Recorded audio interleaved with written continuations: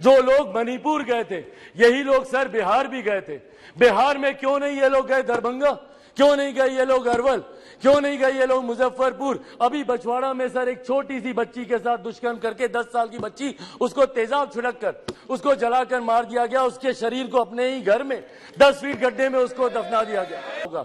इसमें आप आइसोलेट करके नहीं देख सकते कि जहां आपकी सरकार है वहां की घटनाओं को आप छुपाएंगे और जहां दूसरों की सरकार है वहां की घटनाओं को आप उठाएंगे। आपको चर्चा करनी होगी बंगाल पर, चर्चा करनी होगी आपको बिहार पर, चर्चा करनी होगी आपको राजस्थान पर, चर्चा करनी होगी आपको कर्नाटका पर। बिल्कुल हराएंगे, बिल्कुल हराएंगे नीतीश जी को वैसे भी बिहार की जनता नकार चुकी है। 2020 के परिणाम दिखाते हैं, तीसरे नंबर की पार्टी बन गए, आधे से ज्यादा प्रत्याशी उनके चुनाव हार गए।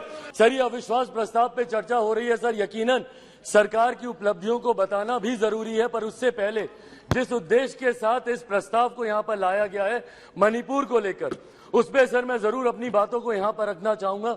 सर पिछले 3 दिन से बहस चल रही है और इन 3 दिनों में सर सिर्फ दोषारोपण ही किया गया है। सिर्फ यहां पर बातों को दोष लगा कर बताया गया है, किसी ने भी यहां पर समाधान देने का प्रयास नहीं किया।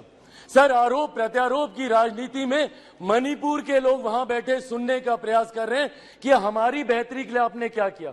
सर कल गृह मंत्री जी ने इतनी खूबसूरती से तमाम पक्षों को रखा और इतनी विनम्रता से उन्होंने सारी बातों को रखा, पर उसके बावजूद सिर्फ दोषारोपण करना। सर 90 के दशक में भी मणिपुर में इसी तरीके की परिस्थितियां थी। उस वक्त किसकी सरकार थी सर? क्या उस वक्त की सरकार ने मौजूदा सरकार को कोई इनपुट दिया? क्या उस वक्त के सरकार में बैठे लोगों ने कितनी बार इस सदन में चर्चा की, कितनी बार किन लोगों ने उस चर्चा का जवाब दिया? कल तमाम ये बातें आदरणीय गृह मंत्री जी ने रखी। सर ये लोग गए थे मणिपुर, बहुत अच्छी बात है, जाना चाहिए ये, पर सर ये कलेक्टिव रिस्पॉन्सिबिलिटी होनी चाहिए, सेलेक्टिव रिस्पॉन्सिबिलिटी नहीं सर। जो लोग मणिपुर गए थे यही लोग सर बिहार भी गए थे। बिहार में क्यों नहीं ये लोग गए दरभंगा, क्यों नहीं गए ये लोग अरवल, क्यों नहीं गए ये लोग मुजफ्फरपुर? अभी बछवाड़ा में सर एक छोटी सी बच्ची के साथ दुष्कर्म करके 10 साल की बच्ची, उसको तेजाब छिड़क कर उसको जलाकर मार दिया गया। उसके शरीर को अपने ही घर में 10 फीट गड्ढे में उसको दफना दिया गया। दलित महिला के साथ सर मुजफ्फरपुर में दुष्कर्म करके उसके शरीर को 2 टुकड़ों में काटकर अर्धनग्न व्यवस्था में सर खेत में फेंक दिया गया। क्यों नहीं गए ये लोग वहां पर? अपने गठबंधन को तो मजबूत करने गए, पर क्यों नहीं ऐसे परिवारों से जाकर मिले? तो सर ये सेलेक्टिव रिस्पॉन्सिबिलिटी जब निभाते हैं, सर हकीकत है देश के किसी भी कोने में किसी भी मां बेटी के साथ ऐसी घटना हो रही है तो वो अक्षम्य है, वो निंदनीय है और उसको कोई बर्दाश्त नहीं कर सकता। और उसमें पूरे सदन को सर एकजुट होना होगा। कल गृह मंत्री जी ने जिस तरीके से अपील की सर, पूरे सदन को इसमें एकजुट होना होगा। इसमें आप आइसोलेट करके नहीं देख सकते कि जहां आपकी सरकार है वहां की घटनाओं को आप छुपाएंगे और जहां दूसरों की सरकार है वहां की घटनाओं को आप उठाएंगे। आपको चर्चा करनी होगी बंगाल पर, चर्चा करनी होगी आपको बिहार पर, चर्चा करनी होगी आपको राजस्थान पर, चर्चा करनी होगी आपको कर्नाटका पर। सर ये देश एक है सर, आप इसको ऐसे टुकड़ों में बांटकर आप नहीं आइसोलेट करके आप अपने विषयों को उठा सकते।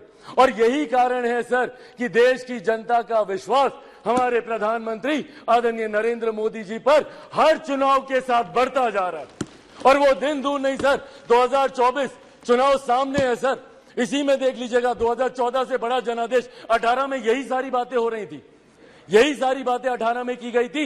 19 में 2014 से बड़ा जनादेश हम लोग को मिला और 24 में इससे बड़ा जनादेश हम लोग लेकर आएंगे।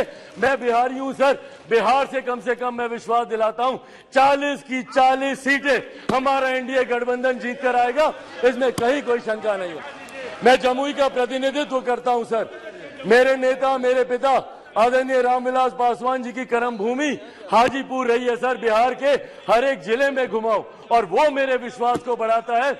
आज बिहार के युवा, देश भर के युवा सर देश को दुनिया की तीसरी सबसे बड़ी अर्थव्यवस्था बनते हुए देखना चाहते हैं। 2047 में हमारे देश को एक विकसित देश के तौर पर देखना चाहते हैं और इस सपने को कोई पूरा कर सकता है तो वो सिर्फ और सिर्फ हमारे आज के प्रधानमंत्री आदरणीय नरेंद्र मोदी जी ही पूरा कर सकते हैं।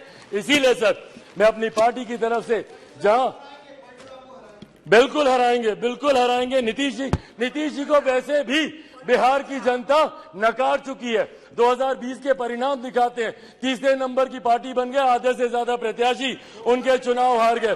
तो जिनको बिहार की जनता ने रिजेक्ट कर दिया, देश की जनता उनको कैसे अपनाएगी, ये बहुत बड़ा सपना दिन में ये देख रहे हैं।